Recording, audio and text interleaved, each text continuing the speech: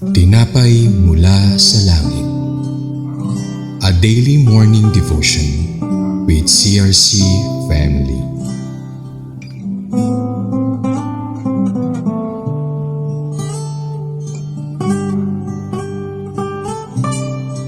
Isang mapagpalang umaga mga kapatid. Ako po si Sister Luz Nepomuceno ng CRC Daughter Church. Samahan niyo po ako sa programang Tinapay Mula sa Langit, ang pang-araw-araw nating debosyon sa salita ng Diyos. Ang ating mensahe sa araw nito ay matatagpuan sa Aklat ng Bilang, chapter 17 verses 8 and 9 na pinamagatang The Budding of Aaron's Rod. Ngunit bago tayo magpatuloy, samahan niyo po ako sa maikling panalangin. Lord God, salamat po sa umagang ito na iyong pinagkaloob sa bawat isa. Dalangin po namin na pagpalain mo ang bawat isa. Gabayan niyo po kami upang ang anumang mapapag-aralan at mapapakinggan namin sa umagang ito ay tumino po sa aming mga puso. Bigyan mo nawa kami ng karunungan at kaunawaan sa anumang mapapag-aralan namin sa umagang ito upang ito po ay magamit po namin sa ikalalago ng aming spiritual na pangangailangan. Ang lahat ng ito, Lord, ay binabalik po namin ng may papurit pasasalamat sa ngalan ng iyong anak na si Jesus. Amen.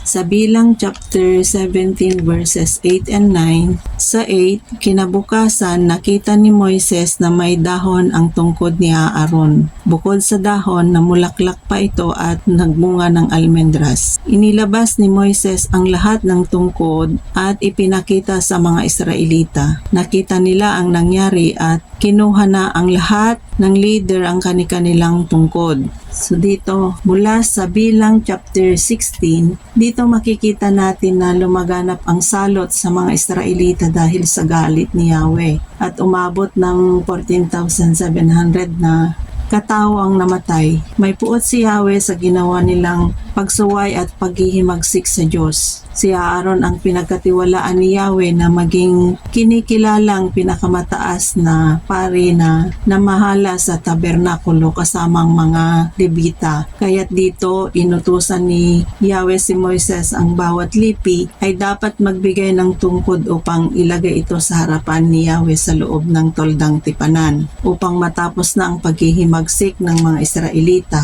laban sa pagkapili ni Yahweh kay Aaron bilang pinakamataas na saserdote. Sinabi niya na maglagay ng tungkod na may pangalan ng bawat lipi kasama ang tungkod ni Aaron at ilagay sa harap ng toldang tipanan sa buong magdamag. Ang tungkod na namulaklak at namumunga ay siyang nagpapatunay na siya ang pinili upang maglingkod at mamahala sa tabernakulo ni Yahweh. Sinunod lahat ni Moises ang tagubilin ni Yahweh at sa sumunod na araw, pagpasok ni Moises sa toldang tipanan na kinaroonan ng mga tungkod, nakita niya ang tanging tungkod ni Aaron ang kamanghamanghang nagkaroon ng usbong at namulaklak, nagbunga ng almendras. Sa buong magdamag, isang napakalaking himala ang tanging Diyos lamang ang makakagawa ng milagrong nasaksihan ni Moises. Isang gabi na nagkausbong at namulaklak at nagbunga ng isang pirasong kahoy o tungkod.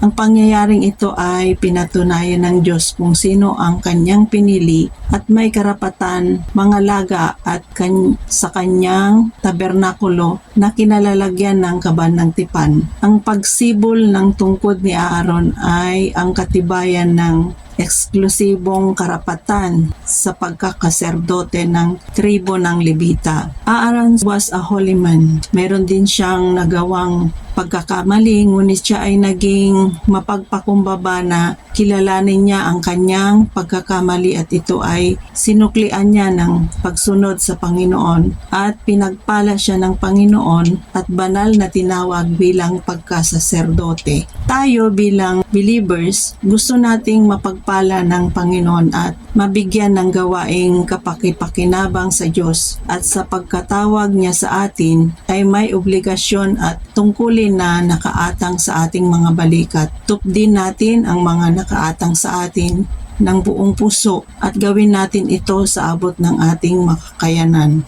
at makikita ng Diyos lahat ng ating ginawa para sa Kanya bilang kapalit tayo ay pagpapalain ng naaayon. Pinakita ang mga talatang ito na ang Diyos ay hindi nalulugod kapag tayo ay masuwayin at nagre-rebelde sa ating mga leaders, sapagkat para na rin siya ang ating kinalaban. Dapat nating igalang, irespeto ang mga lingkod ng Diyos, pakinggan at sundin kung ano man ang ipinapagawa nila sa atin na may kaugnayan sa paglilingkod natin sa Diyos. Sila ang pinili ng Diyos para pangasiwaan tayo, kaya dapat silang sundin at pangalagaan. At bilang pagtatapos, samahan niyo po ako sa maikling panalangin. Lord God, maraming salamat po muli na natuto po kami sa mga salita mo. Tunay nga o Diyos na walang maidudulot na mabuti ang pagsuway at pagre-rebelde. Ang nais mo lang, Lord, ay kami ay sumunod at gawin kung ano man ang iyong ipinag-uutos. Dahil ang katumbas ng aming pagsunod ay walang hanggang pagpapala mo. Kaya't Lord, maraming salamat sa umaging ito sa mga salita mo na nagsilbing aral sa amin. Ang lahat ng ito, Lord, ay binabalik po namin ng may papurit pa sa salamat sa ngalan ng iyong anak na si Jesus. Amen. Maraming salamat po sa inyong pakikinig sa programang Tinapay Mula sa Langit. Muli niyo po kaming samahan sa araw ng bukas ng alas 5:30 ng umaga. Malaya po nating i-like and i-share ang bidyong ito upang maging pagpapala sa iba. Maraming salamat po at to God be all the glory.